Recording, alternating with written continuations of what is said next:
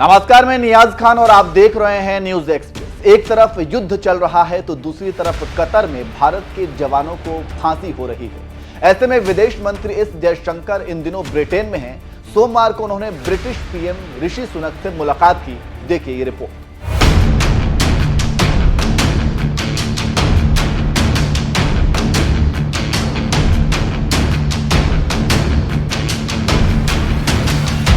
London Israel फलस्तीन युद्ध को लेकर जल रहा है और जिसका असर लंदन की राजनीति पर हो रहा है, क्योंकि विद्रोह और प्रदर्शनों को लेकर ऋषि सुनक सरकार में हंगामा मचा है। ऐसे में सुनक ने जो हंटर चलाया है उसके शिकार दो लोग हुए हैं, एक गृह मंत्री तो दूसरे विदेश मंत्री। जी हां, खबरों की माने तो सुनक ने पूर्व प्रधानमंत्री डेविड कैमरन को विदेश मंत्री बनाया है तो दूसरे गृह मंत्री सोयला को हटा दिया है। जी हां, खबरों की माने तो सुनक ने पूर्व प्रधानमंत्री डेविड कैमरन को विदेश मंत्री बनाया है तो दूसरे गृह मंत्री सोयला को हटा दिया है।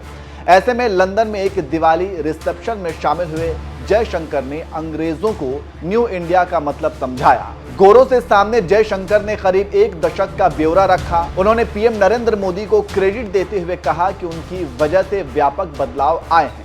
जयशंकर ने कहा कि दुनिया बदल गई है, हमारे रिश्ते बदल गए हैं, यूके बदल गया है और भारत बदल गया है। तो आप मुझसे पूछ सकते हैं कि भारत में क्या बदलाव आया है। आप जवाब जानते हैं, जवाब है मोदी। इससे आप समझ सकते हैं कि कैसे लंदन में जयशंकर ने दहाड़ लगाई है।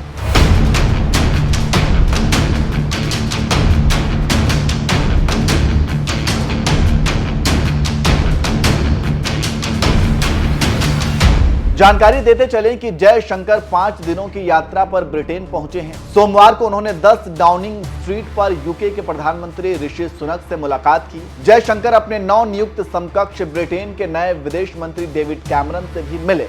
उनकी यात्रा 15 नवंबर को खत्म होगी। भारत ब्रिटेन को लेकर जयशंकर ने कहा कि वर्तमान में एक मुक्त व्यापार समझौते पर ध्यान केंद्रित कर रहे हैं। उन्होंने कहा कि उम्मीद है कि दोनों पक्ष ऐसी सहमति पर पहुंचेंगे जो दोनों के लिए काम करेगी। उन्होंने कहा कि आज भारत और ब्रिटेन की सरकारें इस पर बातचीत कर रही हैं। भारत ब्रिटेन व्यापक राजनीतिक साझेदारी को 2021 में भारत ब्रिटेन रोड मैप 2030 के साथ शुरू किया गया था, जिसका उद्देश्य कई क्षेत्रों में संबंधों का विस्तार करना है। तो आप समझ सकते हैं कि ब्रिटेन और भारत को लेकर क्या बात हुई और आगे क्या होने वाला है। अब देखना होगा कि आगे रिश्ते कितने नॉर्मल होते हैं। आप जानते हैं कि भारत के खिलाफ खालिस्तानी लंदन से ही सारे अभियान चलाते हैं और ब्रिटेन सरकार कुछ नहीं करती है। अब जबकि जयशंकर पहुंचे हैं तो क्या ब्रिटेन की सरकार खालिस्तानियों पर लगाम लगाती है या नहीं, देखना होगा।